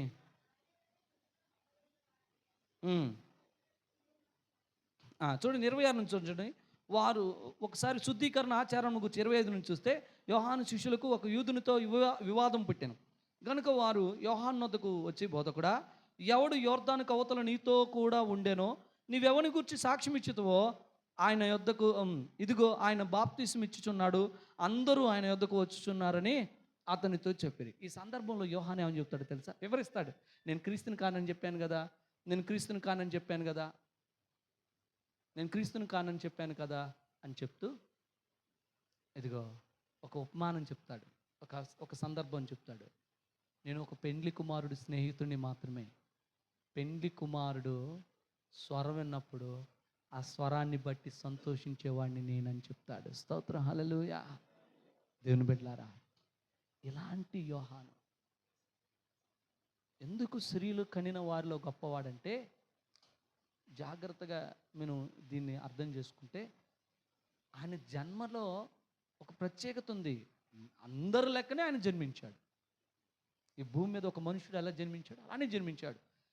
కానీ జీవితం మాత్రం ప్రత్యేకంగా ఉన్నది. స్తోత్రం, హల్లెలూయా. అందరి లెక్కనే జన్మించాడు, కానీ జీవితం ఎలా ఉంది చెప్పండి? ప్రత్యేకంగా ఉంది. ఈరోజు మన జీవితం కూడా ప్రత్యేకంగా ఉండును కాక. హల్లెలూయా. వింటున్నారన్నమాట? హల్లెలూయా. మన జీవితం ప్రత్యేకంగా ఉండును కాక. యోహాను స్త్రీలు కనిన వాళ్ళలో గొప్పవాడైనా కానీ తను ఎంత తగ్గించుకుంటున్నాడు. బైబిల్ గ్రంథంలో రాయబడది, ఎవడు తనను తగ్గించుకుంటాడో వాడు హెచ్చించబడతాడు. శిష్యులకు అదే చెప్తున్నాడు. ముందుగా ఏం చేయాలంటే తగ్గించుకోవాలంట. చూడండి, ఆ మాటను మనం చూసినట్లయితే మత్తయి సువార్త 18వ అధ్యాయంలో మనం చూసాం ఇందాక. ఆ మాట చదవండి తల్లి. చిన్న బిడ్డల వలె తనను తాను తగ్గించుకుని వాడు ఎవడో వాడే పరలోక రాజ్యంలో. ఏమండి, స్త్రీలు కనిన వారిలో బాప్తిస్మిచ్చి యోహాను కంటే గొప్పవాడు ఎవడు లేరని ఎవరిచ్చారు సాక్ష్యం? యేసయ్య చెప్పాడు. పరలోక రాజ్యంలో ఎవరు గొప్పవారని చెప్పారు? యేసయ్య. తనను తాను చిన్న పిల్లల వలె తనను తాను తగ్గించుకునేవాడే పరలోక రాజ్యంలో గొప్పవాడు. స్తోత్రం, హల్లెలూయా. అంటే నిన్ను నువ్వు తగ్గించుకోగలిగిన జీవితం నీకుంటే పరలోక రాజ్యంలో తప్పకుండా నువ్వు గొప్పవాడిగా గొప్పదానిగా ఉంటావు. హల్లెలూయా. నిన్ను నువ్వు తగ్గించుకోగలిగిన అనుభవం నీకుంటే ఖచ్చితంగా నువ్వు పరలోక రాజ్యంలో గొప్పవాడిగా గొప్పదానిగా ఉంటావు. స్తోత్రం, హల్లెలూయా. దేవుడు మనకు పెట్టిన ఒక ప్రత్యేకమైన విధానం ఏంటంటే, మనం ఎంత గొప్పవారిగా ఉన్నా మనల్ని మనం తగ్గించుకోగలిగిన అనుభవంలోనికి వెళ్ళాలని చెప్తున్నాడు దేవుడు. బాప్తిస్మిచ్చు యోహాను ఎంత గొప్పవాడిగా ఉన్నా అందరి లెక్కనే జన్మించాడు, కానీ ఆయన తనను తాను తగ్గించుకున్నాడు. కాబట్టి ప్రభు చెప్తున్నాడు, ఇదిగో స్త్రీలు కనిన వారిలో బాప్తిస్మిచ్చు యోహాను కంటే గొప్పవాడు ఎవడూ లేడన్నాడు. మన స్థాయి పెరుగుతున్నప్పుడు ఇంకా మనం తగ్గించుకునే స్థాయిలోకి వెళ్ళాలి. హల్లెలూయా. ఒకవేళ నీ స్థాయి పెరుగుతున్నప్పుడు నిన్ను తగ్గించుకోకపోతే అక్కడితో కట్ చేస్తాడు దేవుడు. అలా స్థానాలను పోగొట్టుకున్న వాళ్ళు చాలామంది ఉన్నారు. కాబట్టి మనల్ని మనం తగ్గించుకుందుము కాక. చెప్పండి, గట్టిగా చెప్పాలి, హల్లెలూయా. మనల్ని మనము. ఒక రోజున యాకోబు యోహానుల తల్లి వచ్చేసి యేసు ప్రభుతో అంటుంది, అయ్యా అయ్యా, నీ రాజ్యంలో నా కొడుకు, ఒక కొడుకు ఇటువైపు ఒక కొడుకు అటువైపు ఉండాలయ్యా. చూడండి, ఆ మాటలు ఎక్కడున్నా చూస్తారా? మత్తయి సువార్త 20వ అధ్యాయం 20వ వచనం నుంచి 24వ వచనం. మత్తయి 20వ అధ్యాయం 20 నుంచి 24 వచనాలు. జబుదయి కుమారుల తల్లి తన కుమారులతో ఆయన యొద్దకు వచ్చి "ఆ, ఒక మనవి చేయబోగా నువ్వేమి కోరుచున్నావు" అని యేసయ్య అడిగాడంట. అందుకు ఆమె అంటుందంటగా, అమ్మ జాగ్రత్తగా వినండి, స్తోత్రం, హల్లెలూయా. చాలామంది ఎక్కడికెక్కడికో వెళ్ళిపోతున్నారు, వినండి అయ్యా. యాకోబు యోహాన్ల తల్లి, వారిని ఏమంటారంటే జబుదయ కుమారులు అని చెప్తారు. ఆమె వచ్చి వాళ్ళిద్దరు కొడుకుల గురించి ఆమె రిక్వెస్ట్ చేస్తుంది. ఏమని చేస్తుందంటే, అయ్యా నువ్వు నీ రాజ్యంలో నా ఇద్దరు కుమారులు, ఇప్పుడు యేసుప్రభు ఇక్కడ ఉన్నాడు అనుకోండి, కుడి వైపున ఒకడు, ఎడం వైపున ఒకడు ఉండాలని కోరుతుంది. ఏ తల్లికైనా అలాంటి ఆశ ఉండడం తప్పేం కాదులేండి. మీరు ఏం అడుగుతున్నారో తెలుసా? అంటే ఇప్పుడు వీళ్ళు ఏం చేస్తున్నారో తెలుసా? దేవుని కుడి పక్కన ఎడమ పక్కన ఉండాలని కోరటంలో తప్పేం లేదు, కానీ వారు శిష్యులు ఏమనుకుంటున్నారంటే ఈ విషయంలో సనుగుకోవడం మొదలుపెట్టారు. అంటే వాళ్ళ మధ్య ఇంకా ఒక సర్దుబాటు కుదరలేదు. అంటే ప్రభు ఎంత ఘనంగా చెప్పినా కానీ, అరే బాబు, చిన్నపిల్లల వల్లే మిమ్మల్ని మీరు తగ్గించుకొని, చిన్నపిల్లల వల్ల మిమ్మల్ని మీరు మార్చుకొని, మిమ్మల్ని మీరు తగ్గించుకోగలిగితేనే మీరు పరలోక రాజ్యంలో గొప్పవారిగా ఉంటారయ్యా అని చెప్తే, మరి అమ్మగారి ఆటి నుంచి వచ్చిందో మరలా వచ్చి, అయ్యా కుడి పక్కన ఒకడు ఎడం పక్కన ఒకడు ఉండాలయ్యా. భూమి మీద యేసు ప్రభు కుడి పక్కన ఒకడు ఎడం పక్కన ఒకరు ఎవరున్నారు చెప్పండి? ఇద్దరు దొంగలు ఉన్నారు. స్తోత్రం, హల్లెలూయా. నేనేమంటున్నానంటే ఆమె అడిగే కోరిక ఉన్నతమైంది, కానీ మన జీవితాన్ని బట్టి అది జరుగుతుందని ప్రభు చెప్పాడు. స్తోత్రం, హల్లెలూయా. తండ్రి ఏమి నిర్ణయిస్తాడో అదే జరుగుతుందమ్మా అని మాట్లాడాడు. కానీ సరే, యేసు ప్రభు పక్కన ఎవరు ఉంటారు పరలోక రాజ్యంలో? అది అంతా దేవుని స్వాధీనంలో ఉండదు, అది మనుషుల వల్ల కాదు, జరిగేది కాదు. కానీ దేవుని బిడ్డలారా,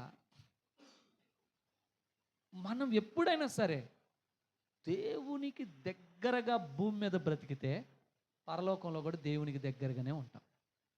హల్లెలూయా. భూమి మీద నీ దేవుడు ఎంత దగ్గరలో ఉన్నాడు, పరలోకంలో కూడా నీ దేవుడు నీకు అంత దగ్గరగా ఉంటాడు. నేను చెప్పిన మాట మీకు అర్థమవుతుందా? నువ్వు భూమి మీద దేవునికి ఎంత దగ్గరగా వెళ్ళగలుగుతున్నావు? ఒక 4-5 గంటలు ప్రార్థన చేయగలుగుతున్నావా? బైబిల్ని ధ్యానించగలుగుతున్నావా? వాక్యాన్ని చదవగలుగుతున్నావా? ప్రార్థన చేయగలుగుతున్నావా? ఈ 24 గంటల సమయంలో ఈ లోకంలో బ్రతుకుతున్నప్పుడు లోకం నుంచి ప్రత్యేకించబడి జీవించినట్లుగా జీవించగలుగుతున్నావా? నీ దేవునితో నీకు స్నేహం ఉన్నదా? తప్పకుండా ఈ భూమి మీద నేను చెప్పే మాట జాగ్రత్తగానండి. ఎక్కడ దేవునితో నీకు ఎటువంటి అనుబంధం ఉంటుందో పరలోకంలో కూడా దేవుడితో నీకు అదే అనుబంధం ఉంటుంది. ఇక్కడ నువ్వు దేవుడితో అతి సమీపంగా వెళ్ళగలుగుతున్నావా? పరలోకంలో కూడా అతి సమీపంగానే ఉంటావు. స్తోత్రం, హల్లెలూయా. ఆదివారం మాత్రమే దేవుడు గుర్తొచ్చేవారు చాలామంది ఉంటారు. దేవుడు కూడా పరలోకంలో అంతే గుర్తు చేసుకుంటాడు. హల్లెలూయా. నేను చెప్పిన మాట మీకు అర్థమైందా? నీకు ఆదివారం మాత్రమే దేవుడు గుర్తొస్తున్నాడు అనుకో, దేవుడికి కూడా అప్పుడప్పుడు మాత్రమే నువ్వు గుర్తొస్తావు. ప్రతి క్షణం దేవుడు నీకు గుర్తొస్తున్నాడు అనుకో, ప్రతి క్షణం ఆయన నీకు గుర్తుంటాడు, నువ్వు గుర్తుంటావు ఆయనకి. హల్లెలూయా. పరలోక రాజ్యంలో ఎవడు గొప్పవాడంటే తనను తాను తగ్గించుకోవాలి. రెండోది చూడండి అమ్మా, 11వ అధ్యాయం మత్తయి సువార్త 11వ అధ్యాయం 11వ వచనం. స్త్రీలు కనిన వారిలో బాప్తిస్మిచ్చి యోహాను కంటే గొప్పవారు ఎవరు లేరు, కానీ ఆయనను పరలోక రాజ్యంలో అల్పుడైన వాడు అతని కంటే గొప్పవాడు. స్తోత్రం, హల్లెలూయా. అదేంది అయ్య గారు ఇప్పుడు దాకా బాప్తిస్మిచ్చి యోహాను గురించి ఎంత ఘనంగా చెప్పి ఆయన కంటే అల్పుడైన వాడు పరలోక రాజ్యంలో గొప్పవాడు అంటున్నాడు ఏందయ్యా అంటే, దేవుని బిడ్డలారా, బాప్తిస్మిచ్చి యోహాను పాత నిబంధనకు సంబంధించిన ప్రవక్త. ఆయన ఉద్దేశం ఏంటంటే, ఆయన పని ఏంటంటే, దేవుడు బయలుపరచబడటానికి, దైవ కుమారుడు బయలుపరచబడటానికి మార్గాన్ని సుగమం చేయటము ఆయన ఉద్దేశం. దీన్ని పర్ఫెక్ట్గా నిర్వర్తించిన వాడు ఎవరో తెలుసా? బాప్తిస్మిచ్చి యోహాను. హల్లెలూయా. దీన్ని పరిపూర్ణంగా నిర్వర్తించిన వాడు ఎవరంటే, ఏ మాత్రం ఇబ్బంది కలగకుండా నిర్వర్తించిన వారు ఎవరు తెలుసా? బాప్తిస్మిచ్చి యోహాను. ఏలియాని ఒక పనికి ఏర్పరచుకున్నాడు, మధ్యలో యెజబెలుకి భయపడ్డాడు. అట్టని యోహాను భయపడ్డా భయపడలేదని నేను తర్వాత చెప్తాను. యోహాను ఏలియా ఆత్మ కలిగిన వాడు. మోషేని ఒకదానికి ఎన్నుకున్నాడు. మోషే కొంచెం ఒక సందర్భంలో కొంచెం ఇబ్బంది అయింది. కానీ బాప్తిస్మ ఇచ్చి యోహాను పర్ఫెక్ట్గా దేవుడు ఏదైతే చెప్పాడో దాన్ని పూర్తిగా సంపూర్తి చేశాడు. అందుకని అన్నాడు, ఈ నా సంతోషం సంపూర్ణమవుతున్నది అన్నాడు 3వ అధ్యాయం యోహాను సువార్తలో. ఆ పెండ్లి కుమారుడు స్వరం విన్నప్పుడు నా సంతోషం ఏమంటున్నాడు, పరిపూర్ణమైంది అన్నాడు. అంటే ఆయన పని ఏం చేశాడు చెప్పండి, ముగించేశాడు. ముగించేసేసి ఆయన నీతిగా యథార్థంగా ఉంటున్నాడు కాబట్టి ఏ రోజు చేసిన పొరపాటుని గద్దించి చెరసాల్లో పడ్డాడు. ఇక ఆ తర్వాత అతను ముగించబడటం అది దేవుని ప్రణాళిక, అలాగే నిలిపాడు. కానీ పరలోక రాజ్యంలో మిక్కిలి అల్పుడు గొప్పవాడని చెప్పాడు కదయ్యా. అంటే దేవుని బిడ్డలారా, బాప్తిస్మ ఇచ్చి యోహానికి పునరుద్ధానం గురించి కానీ, అంటే పునరుద్ధాన అనుభవం కానీ, లేకపోతే యేసు ప్రభువు యొక్క మరణ అనుభవం కానీ, ఇవేవి ఇప్పుడు అతనికి తెలియదు. అతని పని ఏమిటంటే దేవుడు చెప్పింది సంపూర్తి చేసి వెళ్ళాడు. అంటే పాత నిబంధన విధానంలో యొక్క విధానం ఎలా ఉన్నదో బాప్తిస్మ ఇచ్చి యోహాను యొక్క విధానం కూడా అంతే ఉంటుంది ఇప్పుడు. కానీ మిక్కిలి అల్పుడు గొప్పవాడని ఎందుకు అన్నాడంటే మనమే ఆ మిక్కిలి అల్పులము. హల్లెలూయా. మనమే ఆ మిక్కిలి అల్పులము. ఏంటయ్యా అంటే మనకు యేసుక్రీస్తుని గురించి తెలుసు. మనం యేసుక్రీస్తు యొక్క జీవితాన్ని, యేసుక్రీస్తు యొక్క కార్యాలను, యేసుక్రీస్తు యొక్క మరణమును చూసాము, యేసుక్రీస్తు యొక్క పునరుద్ధానాన్ని చూసాము, ఆయన తిరిగి లేచి వెళ్ళిపోయేది చూసాము, ఆయన రక్తములో కడగబడ్డాము కనుక మిక్కిలి అల్పులమైన మనం కూడా గొప్ప వాళ్ళమే. హల్లెలూయా. ఒక రకంగా చెప్పాలంటే ఆయన కంటే కూడా గొప్ప వాళ్ళమే. స్తోత్రం. హల్లెలూయా. అటువంటి కృపను దేవుడు మనకు అనుగ్రహించాడు. అటువంటి భాగ్యాన్ని దేవుడు మనకేం చేశాడు, అనుగ్రహించాడు. బాప్తిస్మ ఇచ్చి యోహాను యేసు ప్రభు కంటే ముందే వెళ్ళిపోయాడు. కాబట్టి పాత నిబంధన గ్రంథము సంబంధించిన ప్రవక్తల జీవితాలు, రాజుల జీవితాలు ఎలాగనో బాప్తిస్మ ఇచ్చి యోహాను మోషే వలె, అలాగనే అబ్రహాము వలె, ఇసాకు వలె, యాకోబు వలె, వీళ్ళతో పాటే, ఏలియా వలె, లేకపోతే ఏలియా కాకపోయినా ఎలీషా వలె, ఇలాంటి వాళ్ళతో పాటే. కానీ మన జీవితాలు ఏంటి, మనము యేసుక్రీస్తు మరణాంతరమైన వాళ్ళం. హల్లెలూయా. పునరుద్ధానము తర్వాత వచ్చిన వాళ్ళం. కాబట్టి మిక్కిలి అల్పులమైన మనము గొప్పవాళ్ళం. హల్లెలూయా. మనకి దేవుడు అంత భాగ్యాన్ని ఇచ్చాడు. అందుకనే ఇదిగో ప్రవక్తలు ఈ దినమును చూడాలని ఆశపడ్డారంటాడు. ఏ దినమును, ఈ పునరుద్ధానాన్ని చూడాలని, ఆ పునరుద్ధాన జీవాన్ని పొందుకోవాలని ఎంతో ఆశపడ్డారంట. అబ్రహాము నా దినములు చూడాలని ఆశపడ్డాడు అని అంటాడు యేసయ్య. బాప్తిస్మ ఇచ్చి యోహానికి కూడా కుదరలేదు. యేసు ప్రభు కంటే 6 నెలలు పెద్దోడు. యేసు ప్రభు కంటే ముందే పుట్టాడులే, కానీ యేసు ప్రభు కంటే ముందే వెళ్ళిపోయాడు. అందు నిమిత్తమే స్త్రీలు కనిన వారిలో బాప్తిస్మ ఇచ్చి యోహాను అందరికంటే గొప్పవాడు అయినాను, కానీ ఆయన కంటే పరలోక రాజ్యంలో ఎవరు గొప్పవాడో తెలుసా, మిక్కిలి అల్పుడు గొప్పవాడు. స్తోత్రం. హల్లెలూయా.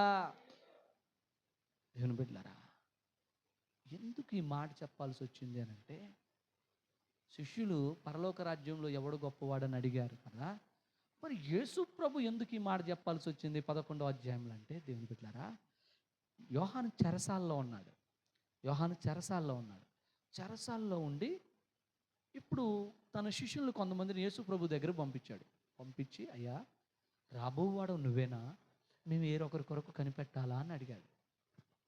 ఈ యోహాను ఎవరు చెప్పండి, దేవుని మార్గమును సరళం చేసే వ్యక్తి. వాగ్దానాలు ఉన్నాయి, ప్రవచనాలు ఉన్నాయి, అద్భుతాలు ఉన్నాయి, ఓకేనా. ఇవన్నీ ఉన్న వ్యక్తి ఒక చెరలోకి వెళ్ళిన తర్వాత డౌట్ పడ్డాడండి. ఏం డౌట్ పడ్డాడు, రాబోవాడు నువ్వేనా క్రీస్తువే, లేకపోతే ఇప్పటివరకు నేను ఏమన్నా రాంగ్ చేశానా. ఎప్పుడైనా గుర్తుపెట్టుకోండి దేవుని బిడ్డలారా, ఇది మీ ఆత్మీయ జీవితం, జాగ్రత్తగా వినండి. నువ్వు పట్టబడిన పని కోసం, నువ్వు ఏ పని కోసం, ఒక్కొక్కరు ఒక్కొక్క పని కోసం పట్టబడతారు.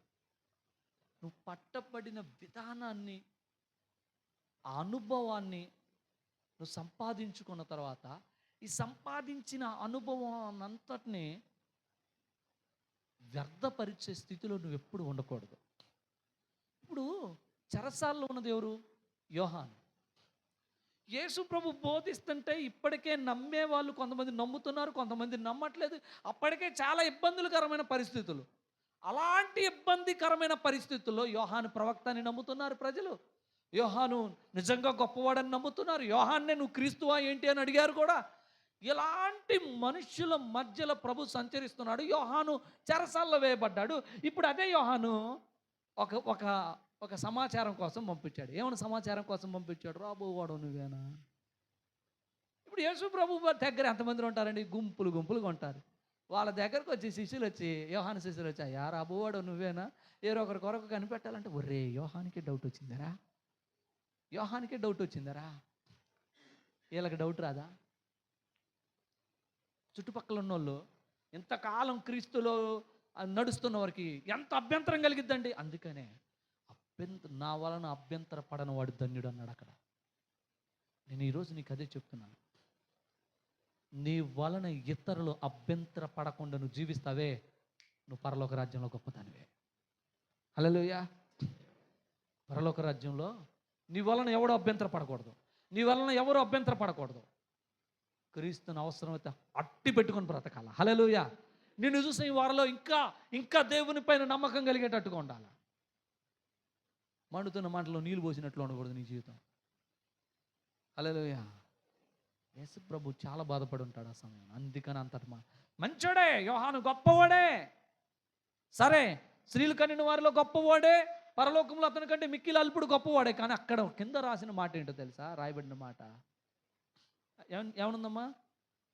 అభ్యంతరములు నా వలన అభ్యంతర పడని వాడు ధన్యుడు. ఇదిగో గుడ్డివాడు చూస్తున్నాడు, కుంటివాడు నడుస్తున్నాడు, మోగవాడు మాట్లాడుతున్నాడు, చెవిటివాడు వింటున్నాడు, అన్ని కార్యాలు జరుగుతున్నాయి. ఇంకా అభ్యంతరం ఉంటే నా వలన అభ్యంతర పడని వాడే ధన్యుడు అని చెప్పాడు. స్తోత్రం. హల్లెలూయా. నీ వలన ఎవరు అభ్యంతర పడకూడదు. నీ జీవితాన్ని బట్టి ఆయన యేసయ్యని నమ్ముకున్నాడు, ఆయన ఇంకా మారలేదు. యేసయ్యని నమ్ముకుంది, ఏమి ఇంకా మారలేదు. యేసయ్యని నమ్ముకున్నాడు, ఆయన జీవితం ఎట్లా ఉంది? అభ్యంతరము కలగకుండా మానదు. కానీ అభ్యంతరాలు రావడానికి అవకాశం ఉందా లేదా? వస్తాయి. కానీ ఎవడి వల్ల అభ్యంతరం కలుగుతుందో శ్రమ. అందుకనే యేసయ్య చెప్పాడు, ఈ చిన్న పిల్లవాడిని ఎవడని అభ్యంతర పరుస్తున్నట్లయితే వాడు ఏం చేయాలో తెలుసా? ఒక పెద్ద రాయి కట్టుకుని వాడు సముద్రంలో దూకితే బెటర్ అంటాడు. ఏమన్నట్టు తెలుసా? వాడు బతికితే ఏంటి, ఉంటే ఏంది, సత్తే ఏంది అన్నట్టు అర్థం. హల్లెలూయా. నీ జీవితం అలా ఉండదు. హల్లెలూయా. మన ద్వారా నేను ఎప్పుడు ఒకరిని డిస్కరేజ్ చేయడానికి నేను ఎప్పుడు ఇష్టపడను. బట్ ఎంత తోడైనా సరే, ఎలాంటి తోడైనా సరే, దేవుణ్ణి పట్టుకోవటానికి ఒక్క అవకాశం ఇవ్వండి అంటే చెయ్యి అందించి అతనికి దేవుళ్ళలోనికి నడిపించాలి. హల్లెలూయా. ఎంత తాగుబోతాను, ఎంత అపవిత్రమైన, ఎలాంటి చండాలుడైనా సరే, ఎంత గలీజ్ పనులు చేసినోడైనా సరే, తప్పైందని నేను ఒప్పుకుంటున్నానని అనిస్తే అతను మనం ఏం చేయాలో తెలుసా? దేవునికి అతని చెయ్యి అందించేటట్టు చేయాలి. హల్లెలూయా. యోహాను వచ్చి ఆ మాట అడిగిచ్చేటాలక యేసయ్య చాలా బాధపడ్డాడు. దేవుని బిడ్డలారా, పరలోక రాజ్యంలో ఎవరు గొప్పవాళ్ళంటే తనను తాను తగ్గించుకునేవాడు గొప్పవాడు. పరలోక రాజ్యంలో ఎవరు గొప్పవాళ్ళంటే మిక్కిలి అల్పుడు గొప్పవాడు. అంటే అందరికి ఎందుకు వస్తుంది? పరలోక రాజ్యంలో గొప్పవాడు ఎవరంటే దేవుని పనికి అభ్యంతరం కలగజేయకుండా దేవుని పనిని ముందుకు నడిపించేవాడు పరలోక రాజ్యంలో గొప్పవాడు. హల్లెలూయా. నీ ద్వారా ఏ పని అయితే నీకు అప్పగించబడదో దానిలో నువ్వు శక్తి వంచన లేకుండా చేయాలా. అంతేగాని ఎప్పటికెప్పటికి నీ ద్వారా సనుగుళ్ళు, గొనుగుళ్ళు, అభ్యంతరాలు, ఆటంకాలు వస్తుంటే ఇదిగో అది నీకు ఎప్పటికీ మంచిది కాదు. స్తోత్రం. హల్లెలూయా. నీ ద్వారా ఒకరు దేవుణ్ణి అలా పట్టుకొని బ్రతికేటట్టుగా ఉండాలి. కానీ నీ ద్వారా దేవుణ్ణి విడిచిపెట్టిపోయి బ్రతికే బ్రతుకులుగా నీ జీవితం ఉండొద్దు. స్తోత్రం. హల్లెలూయా. పరలోక రాజ్యంలో ఎవరు గొప్పవారంటే తనను తాను తగ్గించుకునే దీనత్వము, ఆత్మ విషయమై దీనత్వము, నీతి కొరకు అవసరమైతే శ్రమపరచబడే స్థితి. అర్థమవుతుందా? చిన్న బిడ్డల వలె తమను తాము తగ్గించుకునే స్థితి. ఇదిగో దేవుని బిడ్డలారా, తనను తాను తగ్గించుకునేవాడు, అలాగనే అభ్యంతర కారణముగా ఉండని వాడే పరలోక రాజ్యంలో గొప్పవాడు. స్తోత్రం. హల్లెలూయా. హల్లెలూయా. మన జీవితం అలా ఉండునుగాక. పరలోక రాజ్యములో గొప్పవారిగా ఉందుముగాక. అయ్యా, నేను పరలోక రాజ్యంలో నిజంగా గొప్పదానిగా గొప్పవాడిగా ఉంటానయ్యా అంటే తప్పకుండా అవకాశం ఉంది. ఎందుకో తెలుసా? మనం బ్రతికున్నాం కాబట్టి అవకాశం ఉంది. అందుకని ప్రభు చెప్తాడు, పరలోక రాజ్యంలో మీరు ధనమును కూర్చుకోండి అని చెప్పాడు. పరలోక రాజ్యంలో ధనం కూర్చుకుంటే, ఈ భూమి మీద ధనవంతులనే కదా గొప్ప వాళ్ళు అనేది, అంతే కదా. బాగా ధనం ఉందనుకో వాళ్ళనే కదా గొప్ప వాళ్ళు అనేది. ఎవరికి ఆస్తులు ఎక్కువ ఉంటాయో వాడే గొప్పవాడు. పరలోక రాజ్యంలో ఎవరికి ఆస్తి ఎక్కువ ఉంటే చెప్పండి, స్తోత్రం, హల్లెలూయా, అంతే కదా. పరలోకంలో ధనం ఏంటి? మీరు చాలాసార్లు ఉన్నారు, నేను ఇప్పుడు దాంట్లోకి వెళ్ళలేను. పరలోక రాజ్యంలో ధనము సమకూర్చుకుందుము గాక. ఆమేన్, హల్లెలూయా. నిజంగా నీ బ్యాంక్ అకౌంట్లో ఇప్పుడు ఈ లోక సంబంధం ఎంత ఉందో నాకు తెలియదు, కానీ పరలోక రాజ్యపు సంబంధించిన ఖాతాలో నువ్వు గొప్పవాడిగా గొప్పదానిగా ఉందువు గాక. తప్పకుండా దేవుని రాజ్యంలో మనం గొప్పవారు అవుతాము. మనం చేయాల్సింది తగ్గించుకునే జీవితం. అవసరమైతే దేవుని నిమిత్తం శ్రమపడే, అవసరమైతే మనలను మనం తగ్గించుకునే, మన ద్వారా అభ్యంతరాలు కలగకుండా దేవుని సంఘమును, దేవుని రాజ్యము వైపు చూపించే ఒక పాత్రగా మనం ఉంటే ఖచ్చితంగా దేవుని రాజ్యంలో గొప్పవారిగా ఉంటాము. ఆమేన్, హల్లెలూయా. మరి గొప్పవారిగా ఉందామా వద్దా? మీరు చెప్పండి, గొప్పవారిగా ఉందామా వద్దా? ఈ లోకంలో గొప్పవారి అవ్వడాన్ని చూస్తారు, అంతే కదా. ఈ లోకం ప్రశ్న ఏంటంటే, శిష్యులు అడిగిన ప్రశ్న ఎవరు గొప్పవాడు అన్న. యేసే చెప్పిన ప్రశ్న ఏంటి? సమాధానం ఏంటి? ఇక మీరు ఇలా ఉండండి, దీనత్వంగా ఉండండి, నీతి కొరకు నీతి కొరకు శ్రమ పడండి, ఇంకటి తగ్గించుకోండి, మిమ్మల్ని మీరు అభ్యంతరాలు కలగకుండా బ్రతకండి. అర్థమవుతుందా? అల్పులుగా ఉన్నా పర్వాలేదు, గొప్పవారు అవుతారు. స్తోత్రం, హల్లెలూయా. ఇదే కదా ప్రభు చెప్పింది, అందు నిమిత్తం సిద్ధపడుతుము కాక. ఏమండి, ఈ భూమి మీద నేను గొప్పవి చేసేవన్నీ కూడా ఏదో ఒక రోజు కలిసిపోతాయి మట్టిలో. అర్థమవుతుందా? మనకున్న బంగారం, మనకున్న ఆస్తులు, ఐశ్వర్యాలు, సంపదలు, మనం కట్టుకునే విలువైన వస్త్రాలు కానీ, ధరించే ఆభరణాలు ఏవి రావు. కానీ కన్ను మూసిన తర్వాత ఇక్కడి నుంచి నువ్వు పరలోకానికి వెళ్ళిపోయినప్పుడు పరలోకంలో నీ స్థితి గొప్పగా ఉండునుగాక. హల్లెలూయా. పరలోకంలో గొప్పవాడిగా గొప్పదానిగా బ్రతుకుదువు గాక. ప్రార్థన చేద్దామా? అందరం తలలో ఉంచి కళ్ళు మూసుకొని ప్రార్థన చేద్దామా? Thank you Jesus, thank you lord. స్తోత్రం, స్తోత్రం, స్తోత్రం, స్తోత్రం. ఎత్తబడిన ప్రతి మాట ఫలించినట్లుగా మీకు మీరుగా ప్రార్థన చేయండి. మీకు మీరుగా ప్రార్థన. దేవా, పరలోక రాజ్యంలో నన్ను గొప్పవానిగా ఉంచయ్యా. పరలోక రాజ్యంలో నన్ను గొప్పదానిగా ఉంచయ్యా. పరలోక రాజ్యంలో ఉన్నతమైన స్థితిలో ఉంచయ్యా. పరలోక రాజ్యంలో నా స్థాయి గొప్పగా ఉండును గాకయ్యా. అందు నిమిత్తం నన్ను నేను ఆత్మ విషయమై దీనత్వంలోకి వెళ్ళును గాక. నన్ను నేను తగ్గించుకుందును గాక. నీ నిమిత్తమే హింసగాని శ్రమగాని అనుభవించుటకు కృపానుగ్రహించయ్యా. వాటి విషయంలో నేను ధైర్యంగా ముందుకెళ్ళే భాగ్యాన్ని దయచేయి. నా ద్వారా నా జీవితం అభ్యంతరకరంగా ఉండొద్దయ్యా. ప్రార్థన చేద్దాం, ప్రార్థన చేద్దాం. ఒక్కళ్ళ నోటి నుంచి మాట రావట్లేదు, ప్రార్థన చేయమండి. చెయ్యండి ప్రార్థన.